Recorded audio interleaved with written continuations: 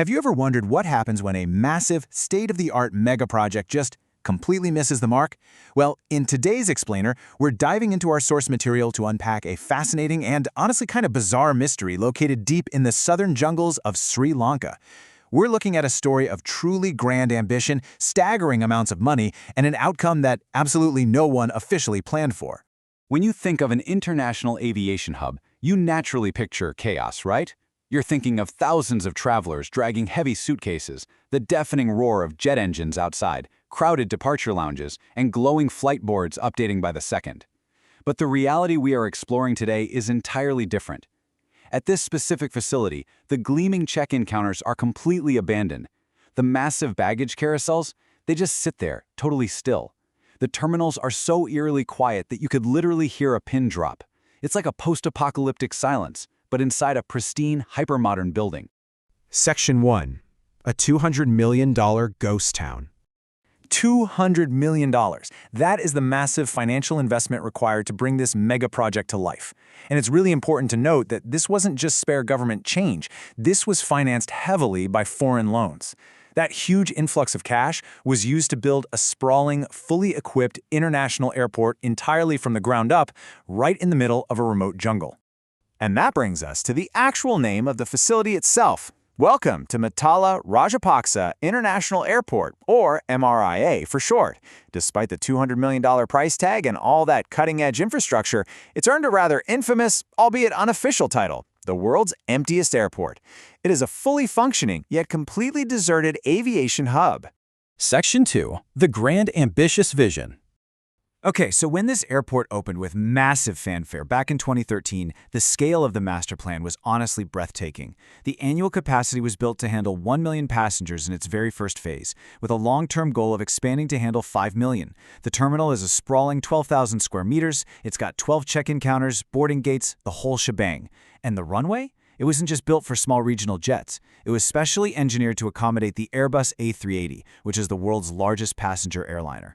Ultimately, this was supposed to be Sri Lanka's second major international hub.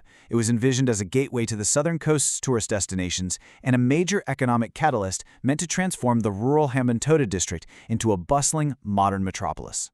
So, the marketing campaigns were glowing. The cutting-edge infrastructure was in place and ready to go. The ribbon was cut. But all of that just leaves us with one glaring, very expensive question. Where did all the passengers go? Section 3. The brutal zero-passenger reality. The absolute crucial point here is the staggering difference between the original projection and the reality. They expected 1 million annual passengers, but the actual demand to fly into a remote southern jungle, well, it was practically non-existent. Major airline carriers that initially operated routes to Mattala very quickly canceled them because, honestly, the flights were just flying empty. At its lowest points, this colossal $200 million facility wasn't serving 1 million people a year. It was serving as few as 10 to 20 passengers a day. To put that into perspective, that's barely enough people to fill a minibus. The collapse of the airport's primary purpose was both swift and spectacular. Today, the experience of walking through the terminal is totally surreal. It is a fully functioning ghost town. The electricity is running, the lights remain on, the air conditioning is humming, and the floors are highly polished. There's even a skeleton crew of security and maintenance staff who still wander the halls, keeping the facility in perfect working order. But the space is utterly devoid of the one single thing it was built for: travelers. Section 4. When nature reclaims the runway. Now, this perfectly illustrates the absolute absurdity of the situation. Because the airport was built directly in the middle of an elephant migratory corridor and surrounded by dense jungle, wildlife invasions became a regular occurrence. I mean, airport staff frequently had to deploy firecrackers and sirens just to chase wild elephants away from the perimeter fences and the runway itself. Furthermore, those quiet, massive structures became perfect nesting grounds for local birds. The avian hazard became so severe that the airport literally had to shut down operations in the past to clear out birds that posed a massive strike risk to aircraft. And perhaps most tellingly of all, during the height of its abandonment, the massive climate-controlled cargo terminals were famously rented out to store government rice harvests instead of aviation cargo. Talk about an unexpected pivot. Section 5. Why did the mega project fail? So how does a project designed to handle the world's largest jets end up storing rice and fighting off wild elephants? Well, as our source material outlines, this is a textbook case of political ambition completely ignoring market reality. The fundamental issue lies in the location. The airport was built in the hometown of the country's former president. According to the analysis we're exploring, the project was driven much more by political vanity than by any actual data-backed logistical demand. But beyond just the location itself, it suffered from a severe lack of connecting infrastructure. You see, you can build a beautiful airport, but if you don't have the hotels, the major highways, and the nearby urban centers to actually support it, travelers simply aren't going to use it. Because it lacked these essential elements, Mattala Rajapaksa was fundamentally unable to compete as a viable alternative to the already bustling airport in Sri Lanka's capital city of Colombo.